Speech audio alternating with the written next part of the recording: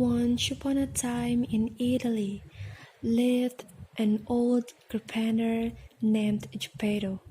He was lonely, so he planned to craft a boy-shaped puppet and named it Pinocchio. "I wish you were a real boy," he said longingly.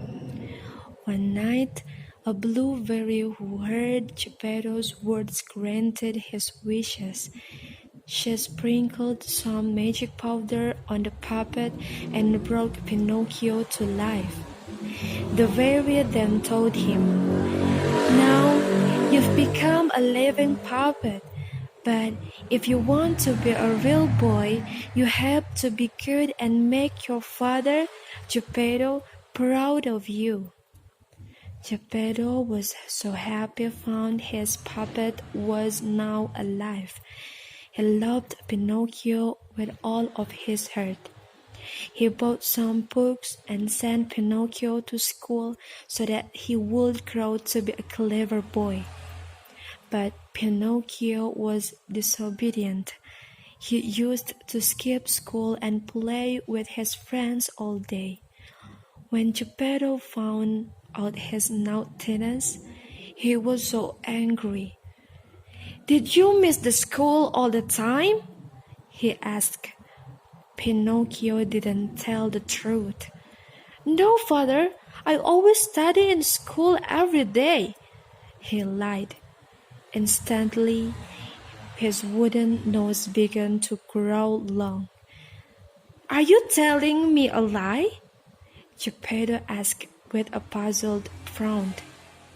"No, father, I'm telling the truth," he replied, and his nose was getting longer.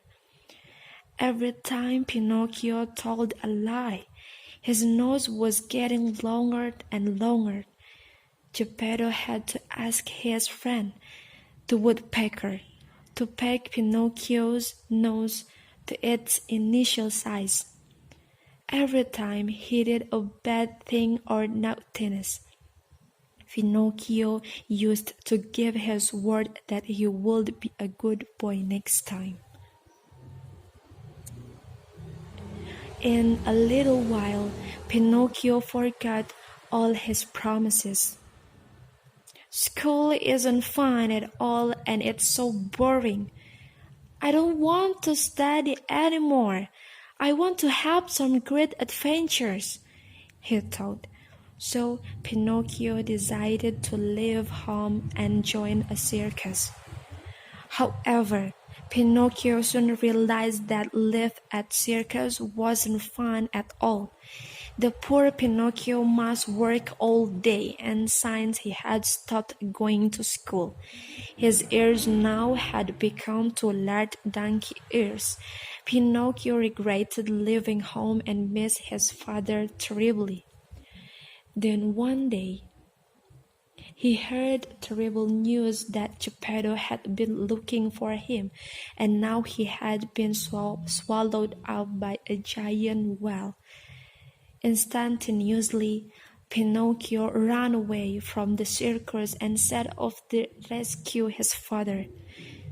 Eventually, Pinocchio could find the giant whale.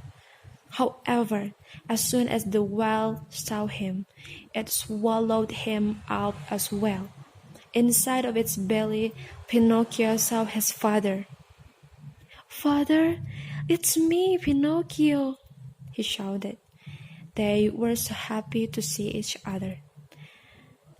"I've got an idea to get out of here," said Pinocchio. Then he began tickling the giant whale's stomach. As soon as it opened its mouth and was going to give a big sneeze, Pinocchio and Geppetto made their way to get out of their well.